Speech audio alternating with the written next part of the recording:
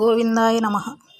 నేను daily food పెట్టేటప్పుడు తీస్తున్నటువంటి వీడియోలను మాత్రమే మీకు యూట్యూబ్లో పోస్ట్ చేస్తున్నానండి గత కొన్ని రోజులుగా.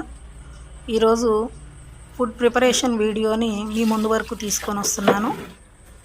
ఎవరికైతే రేషన్ కార్డు ఉంటుందో వాళ్ళ దగ్గర నుంచి రేషన్ నుంచి వాళ్ళు తీసుకున్నటువంటి బియ్యాన్ని 12 రూపీస్ లెక్కన కొని చికెన్ షాప్ నుంచి లెగ్స్ తీసుకొని వచ్చి బియ్యంలో వేసి ఉడకబెట్టేసి ఒక 2 అవర్స్ దాన్ని చల్లార్చిన తర్వాత ఇలాగా ఆ లెగ్స్ అన్నిటిని స్మాష్ చేసి ఫుడ్ ప్రిపేర్ చేస్తూ ఉంటానండి.